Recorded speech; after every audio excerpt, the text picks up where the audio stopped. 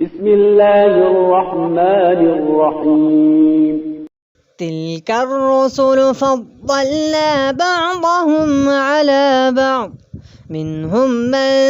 كلم الله ورفع بعضهم درجات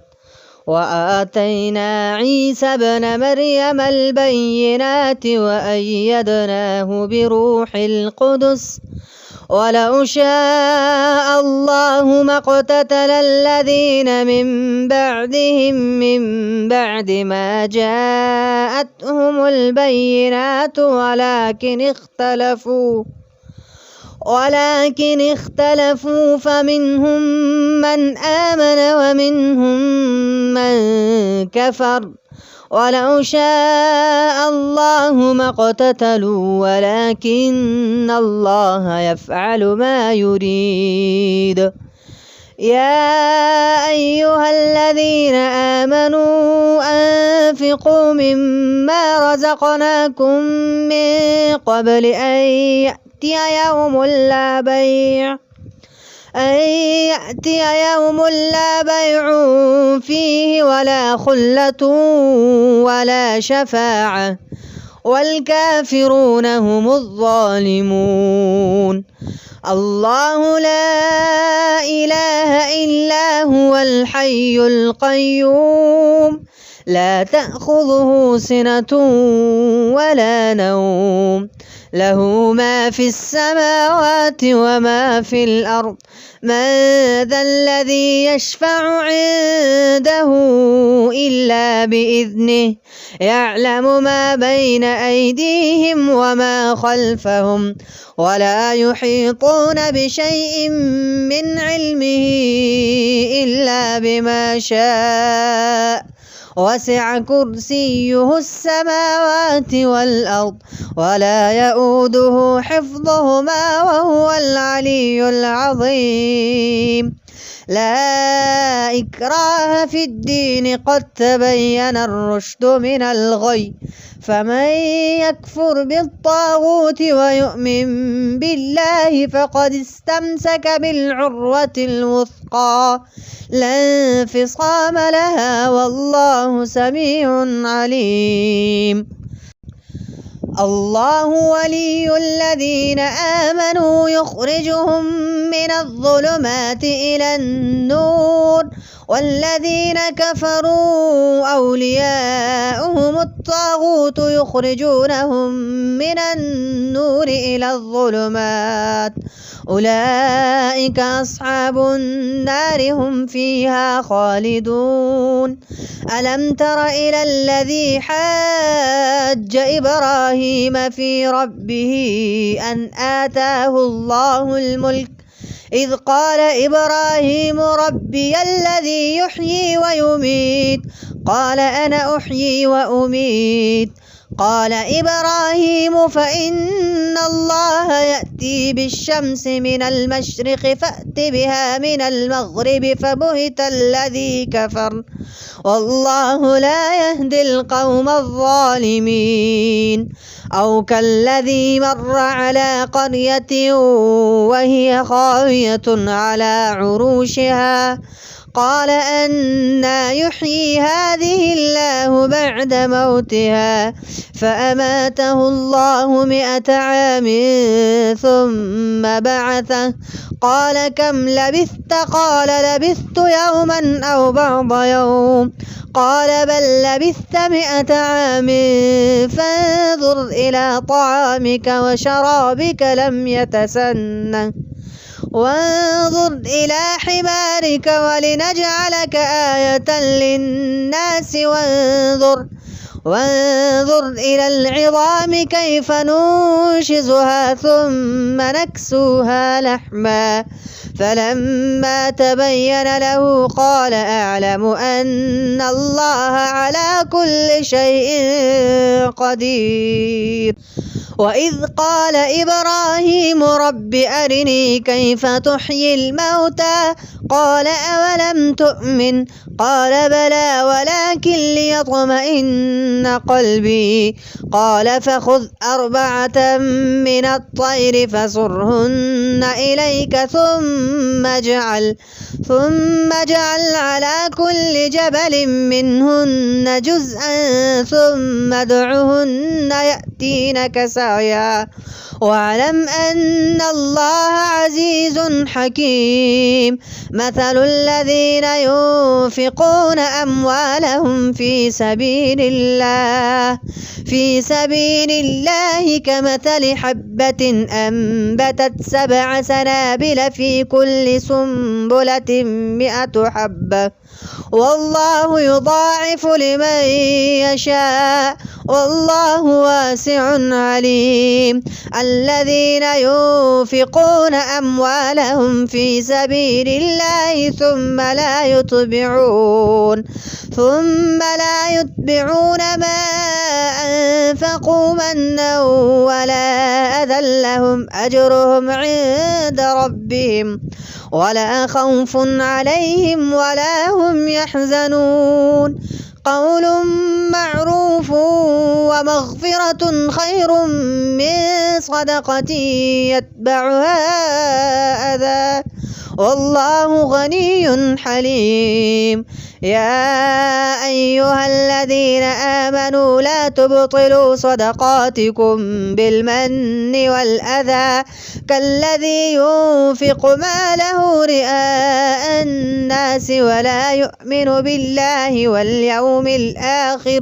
فمثله كمثل صفار عليه تراب فأصابه وابل فتركه صلدا لا يقدرون على شيء مما كسبوا والله لا يهدي القوم الكافرين. ومثل الذين ينفقون أموالهم ابتغاء مرضات الله وتثبيتا من أنفسهم كمثل جنة بربوة أصابها وابل فآتت أكلها ضعفين فإن لم يصبها وابل فطل والله بما تعملون بصير. أيود أحدكم أن تكون له جنة من نخيل وأعناب تجري من تحتها الأنهار له فيها من كل الثمرات وأصابه الكبر وله ذرية ضعفاء فأصابها إعصار فيه نار فاحترقت كذلك يبين الله لكم الآيات لعلكم تتفكرون. يا أيها الذين آمنوا أنفقوا من طيبات ما كسبتم ومما أخرجنا لكم من الأرض ولا تيمموا الخبيث منه تنفقون ولستم بآخذيه إلا أن تغمضوا فيه واعلموا أن الله غني حميد. الشيطان يعدكم الفقر ويأمركم بالفحشاء والله يعدكم مغفرة منه وفضلا والله واسع عليم. يؤتي الحكمة من يشاء ومن يؤت الحكمة فقد أوتي خيرا كثيرا وما يذكر إلا أولو الألباب. وما أنفقتم من نفقة أو نذرتم من نذر فإن الله يعلمه وما للظالمين من أنصار. إن تبدوا الصدقات فنعما هي وإن تخفوها وتؤتوها الفقراء فهو خير لكم ويكفر عنكم من سيئاتكم والله بما تعملون خبير. ليس عليك هداهم ولكن الله يهدي يهدي من يشاء وما تنفقوا من خير فلأنفسكم وما تنفقون إلا ابتغاء وجه الله وما تنفقوا من خير يوفى إليكم وأنتم لا تظلمون للفقراء الذين أحصروا في سبيل الله لا يستطيعون ضربا في الأرض يحسبهم الجاهل أغنياء من التعفف تعرفهم بسيماهم لا يسألون الناس إلحافا وما تنفقوا من خير فإن الله به عليم الذين ينفقون أموالهم بالليل والنهار سرا وعلانية فلهم أجرهم عند ربهم ولا خوف عليهم ولا هم يحزنون الذين يأكلون الربا لا يقومون إلا كما يقوم الذي يتخبطه الشيطان من المس ذلك بأنهم قالوا إنما البيع مثل الربا وأحل الله البيع وحرم الربا فمن جاءه موعظة من ربه فانتهى فله ما سلف وأمره إلى الله ومن عاد فأولئك أصحاب النار هم فيها خالدون يمحق الله الربا ويربي الصدقات والله لا يحب كل كفار أثيم إن الذين آمنوا وعملوا الصالحات وأقاموا الصلاة وآتوا الزكاة لهم أجرهم عند ربهم ولا خوف عليهم ولا هم يحزنون يا أيها الذين آمنوا اتقوا الله وذروا ما بقي من الربا إن كنتم مؤمنين فإن لم تفعلوا فأذنوا بحرب من الله ورسوله وإن تبتم فلكم رؤوس أموالكم لا تظلمون ولا تظلمون وإن كان ذو عسرة فنظرة إلى ميسرة وأن تصدقوا خير لكم إن كنتم تعلمون واتقوا يوما ترجعون فيه إلى الله ثم توفى كل نفس ما كسبت وهم لا يظلمون يا أيها الذين آمنوا إذا تداينتم بدين إلى أجل مسمى فاكتبوه وليكتب بينكم كاتب بالعدل ولا يأب كاتب أن يكتب كما علمه الله فليكتب وليملل الذي عليه الحق وليتق الله ربه ولا يبخس منه شيئا فإن كان الذي عليه الحق سفيها أو ضعيفا أو لا يستطيع أن يمل هو فليملل وليه بالعدل واستشهدوا شهيدين من رجالكم فإن لم يكونا رجلين فرجل وامرأتان ممن ترضون من الشهداء أن تضل إحداهما فتذكر إحداهما الأخرى ولا يأبى الشهداء إذا ما دعوا ولا تسأموا أن تكتبوه صغيرا أو كبيرا إلى أجله ذلكم أقسط عند الله وأقوم للشهادة وأدنى ألا ترتابوا إلا أن تكون تجارة حاضرة تديرونها بينكم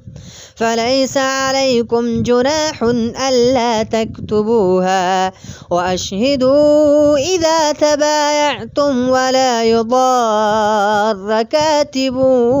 ولا شهيد وإن تفعلوا فإنه فسوق بكم واتقوا الله ويعلمكم الله والله بكل شيء عليم وإن كنتم على سفر ولم تجدوا كاتبا فرهان مقبوضة فإن أمن بعضكم بعضا فليؤدي الذي اؤتمن أمانته وليتق الله ربه ولا تكتموا الشهادة ومن يكتمها فإنه آثم قلبه والله بما تعملون عليم لله ما في السماوات وما في الأرض وإن تبدوا ما في أنفسكم أو تخفوه يحاسبكم به الله فيغفر لمن يشاء ويعذب من يشاء والله على كل شيء قدير آمن الرسول بما أنزل إليه من ربه والمؤمنون كل آمن بالله وملائكته وكتبه ورسله لا نفرق بين أحد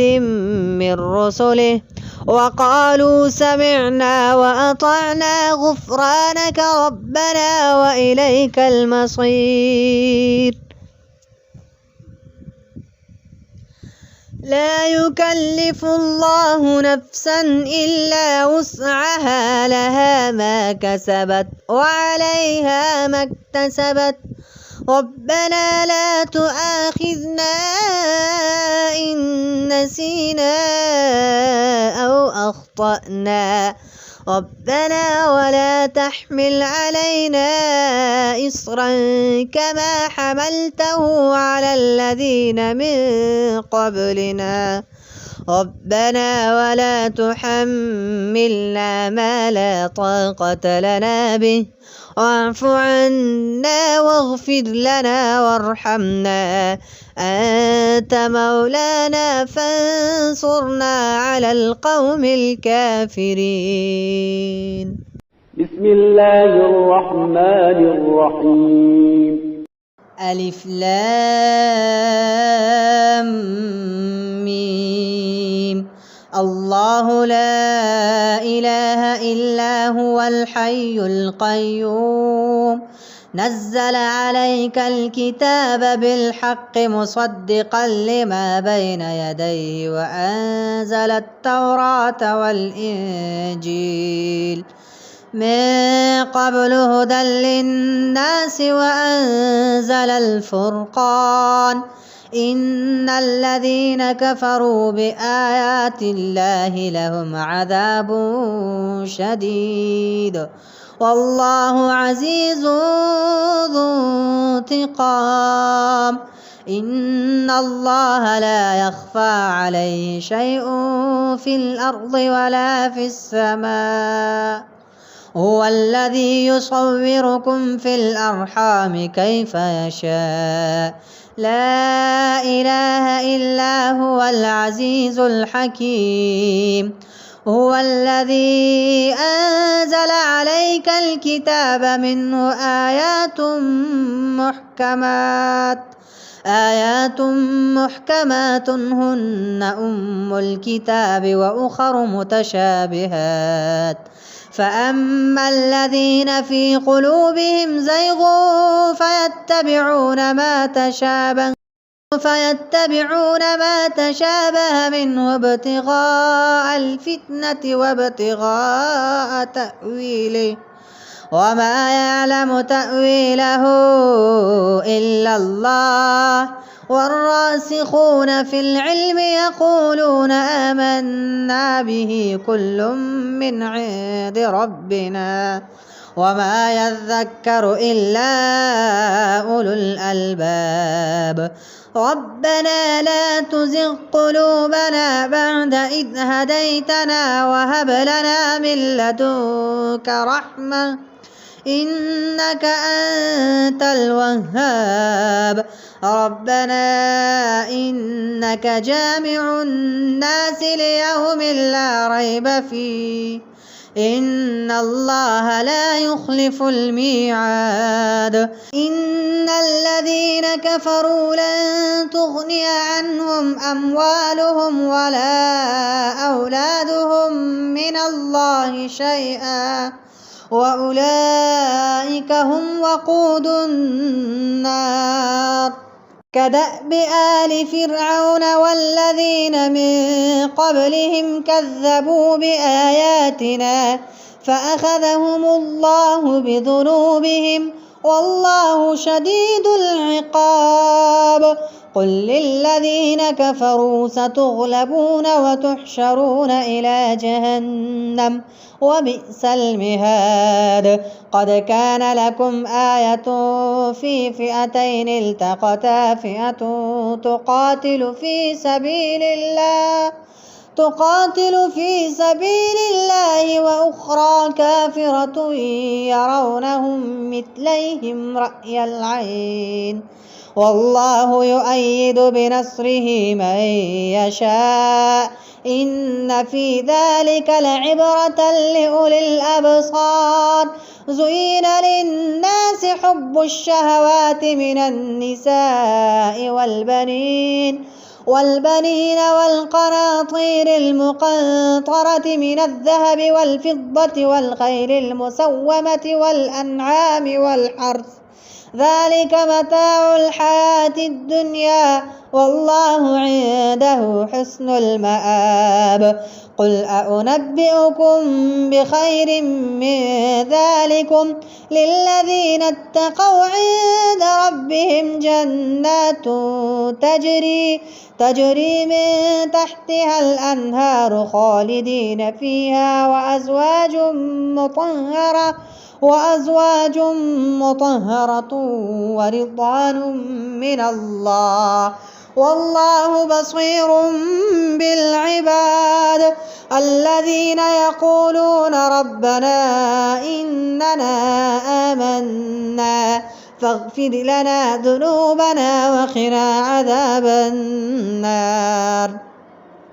الصابرين والصادقين والقانتين والمنفقين والمستغفرين بالأسحار شهد الله أنه لا إله إلا هو والملائكة وأولو العلم قائما بالقسط لا إله إلا هو العزيز الحكيم إن الدين عند الله الإسلام وما اختلف الذين أوتوا الكتاب إلا من بعد ما جاءهم العلم بغيا بينهم ومن يكفر بآيات الله فإن الله سريع الحساب فإن حاجوك فقل أسلمت وجهي لله ومن اتبعني وقل للذين أوتوا الكتاب والأميين أسلمتم فإن أسلموا فقد اهتدوا وإن تولوا فإنما عليك البلاغ والله بصير بالعباد إن الذين يكفرون بآيات الله ويقتلون النبيين بغير حق ويقتلون الذين يأمرون بالقسط من الناس فبشرهم بعذاب أليم أولئك الذين حبطت أعمالهم في الدنيا والآخرة وما لهم من ناصرين. ألم تر إلى الذين أوتوا نصيبا من الكتاب يدعون إلى كتاب الله ليحكم بينهم ثم يتولى فريق منهم وهم معرضون. ذلك بأنهم قالوا لن تمسنا النار إلا أياما معدودات وغرهم في دينهم ما كانوا يفترون. فكيف إذا جمعناهم ليوم لا ريب فيه ووفيت كل نفس ما كسبت وهم لا يظلمون.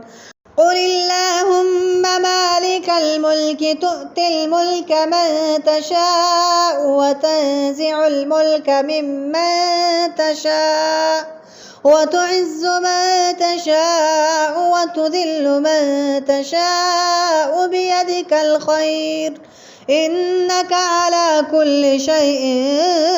قدير. تولج الليل في النهار وتولج النهار في الليل وتخرج الحي من الميت وتخرج الميت من الحي وترزق من تشاء بغير حساب. لا يتخذ المؤمنون الكافرين أولياء من دون المؤمنين ومن يفعل ذلك فليس من الله في شيء إلا أن تتقوا منهم تقى ويحذركم الله نفسه وإلى الله المصير. قل إن تخفوا ما في صدوركم أو تبدوه يعلمه الله ويعلم ما في السماوات وما في الأرض والله على كل شيء قدير. يوم تجد كل نفس ما عملت من خير محضرا وما عملت من سوء تود لو أن بينها وبينه أمدا بعيدا ويحذركم الله نفسه والله رؤوف بالعباد. قل إن كنتم تحبون الله فاتبعوني يحببكم الله ويغفر لكم ذنوبكم والله غفور رحيم. قل أطيعوا الله والرسول فإن تولوا فإن الله لا يحب الكافرين. إن الله اصطفى آدم ونوحا وآل إبراهيم وآل عمران على العالمين ذرية بعضها من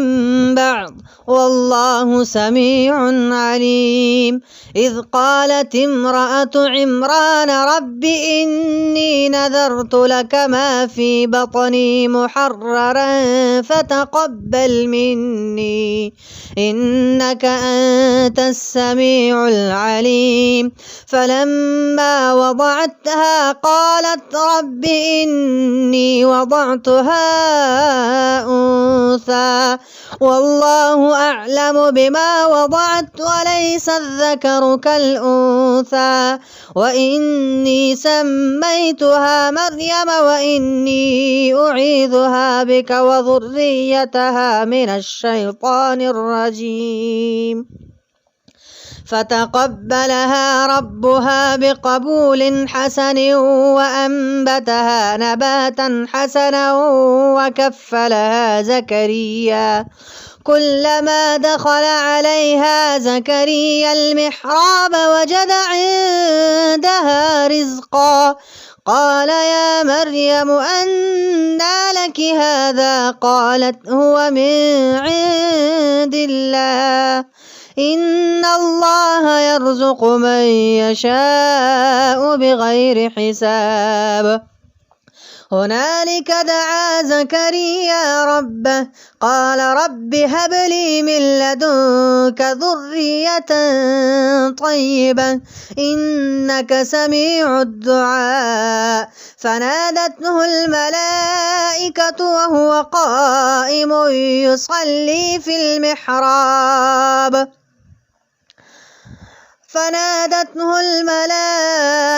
وهو قائم يصلي في المحراب أن الله يبشرك بيحيى مصدقا بكلمة من الله وسيدا وحسورا ونبيا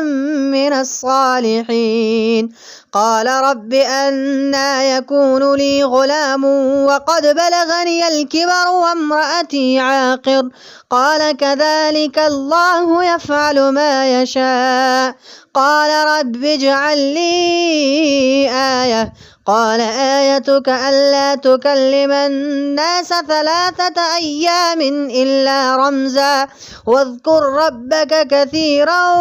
وسبح بالعشي والإبكار وإذ قالت الملائكة يا مريم إن الله اصطفاك وطهرك واصطفاك على نساء العالمين يا مريم اقنتي لربك واسجدي واركعي مع الراكعين ذلك من أنباء الغيب نوحيه إليك وما كنت لديهم إذ يلقون أقلامهم أيهم يكفل مريم وما كنت لديهم إذ يختصمون إذ قالت الملائكة يا مريم إن الله يبشرك بكلمة منه اسمه المسيح عيسى بن مريم وجيها في الدنيا والآخرة ومن المقربين ويكلم الناس في المهد وكهلا ومن الصالحين قالت رب أنى يكون لي ولد ولم يمسسني بشر قال كذلك الله يخلق ما يشاء إذا قضى أمرا فإنما يقول له كن فيكون ويعلمه الكتاب والحكمة والتوراة والإنجيل ورسولا إلى بني إسرائيل أني قد جئتكم بآية من ربكم أني أخلق لكم من الطين كهيئة الطير فأنفخ فيه فيكون طيرا بإذن الله وأبرئ الأكمه والأبرص وأحيي الموتى بإذن الله وأنبئكم بما تأكلون وما تدخرون في بيوتكم إن في ذلك لآية لكم إن كنتم مؤمنين ومصدقا لما بين يدي من التوراة ولأحل لكم بعض الذي حرم عليكم وجئتكم بآية من ربكم فاتقوا الله وأطيعون إن الله ربي وربكم فاعبدوه هذا صراط مستقيم فلما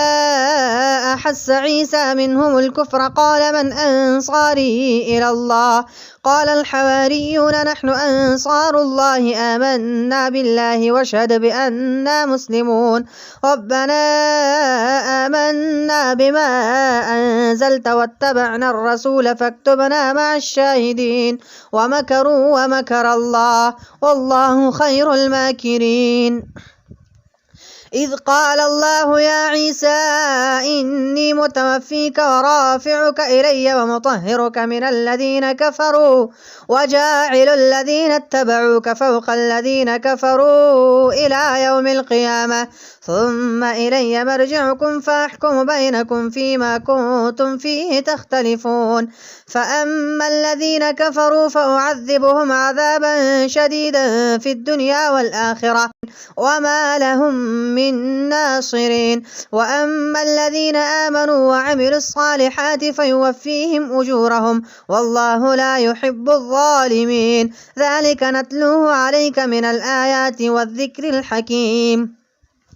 إن مثل عيسى عند الله كمثل آدم خلقه من تراب ثم قال له كن فيكون الحق من ربك فلا تكن من الممترين فمن حاجك فيه من بعد ما جاءك من العلم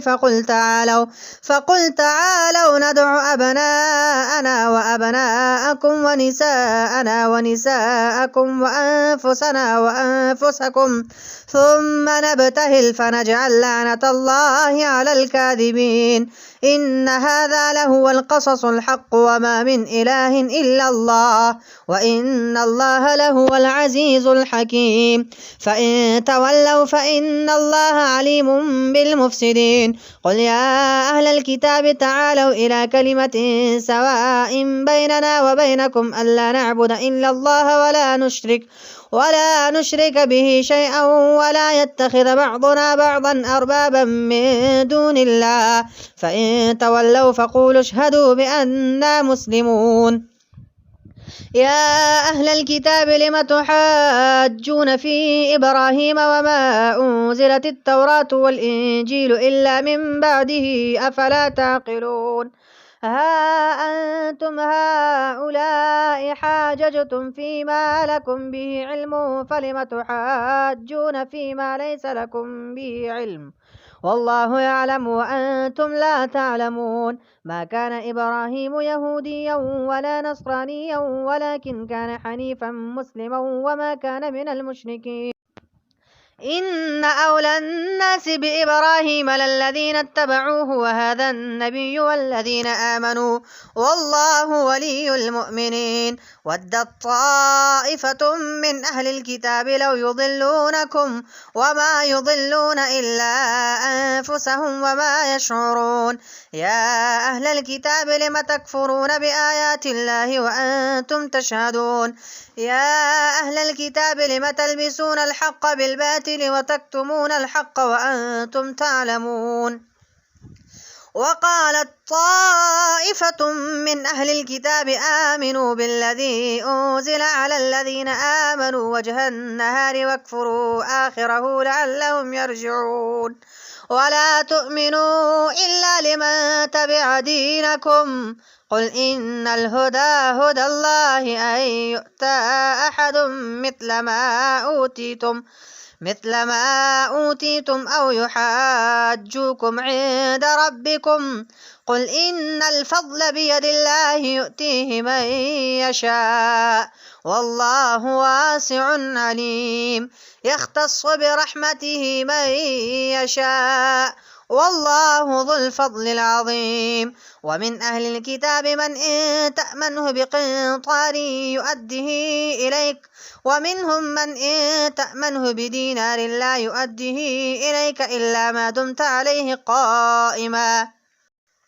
ذلك بأنهم قالوا ليس علينا في الأميين سبيل ويقولون على الله الكذب وهم يعلمون بلى من أوفى بعهده واتقى فإن الله يحب المتقين إن الذين يشترون بعهد الله وأيمانهم ثمنا قليلا أولئك لا خلاق لهم في الآخرة ولا يكلمهم الله ولا ينظر إليهم يوم القيامة ولا يزكيهم ولهم عذاب أليم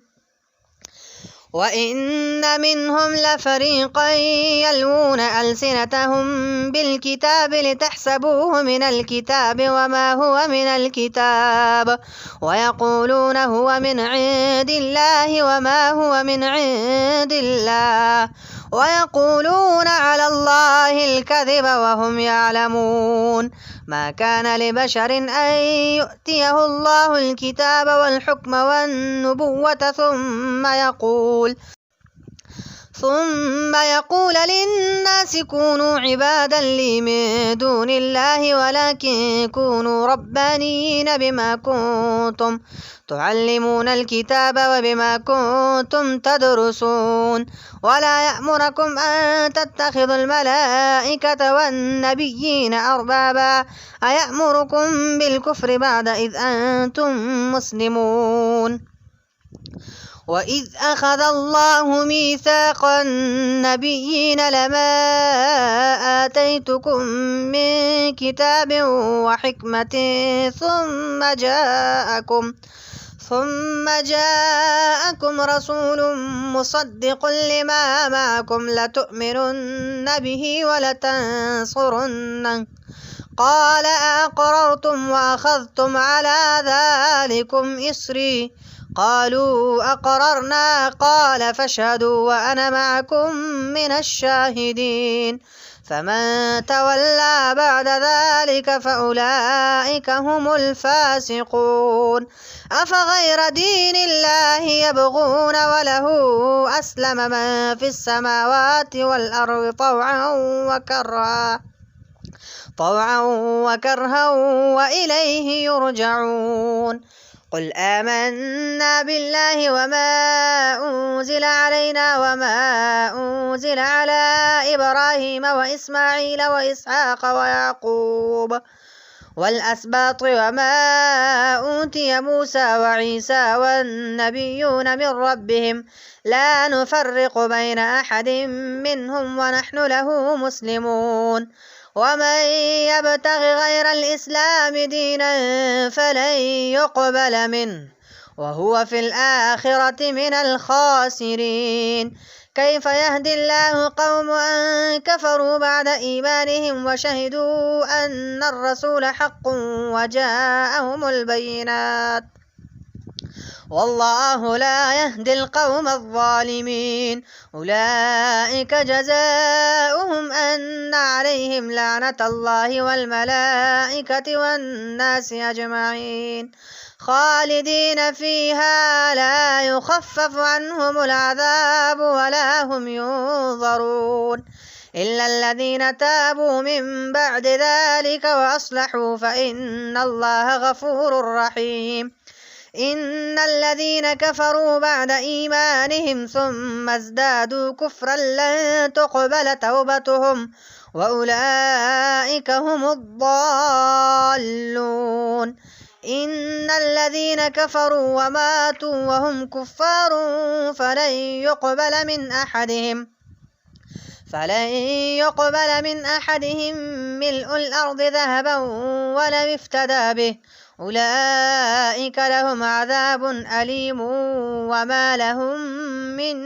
ناصرين من المؤمنين رجال صدقوا ما عاهدوا الله عليه فمنهم من قضى نحبه ومنهم من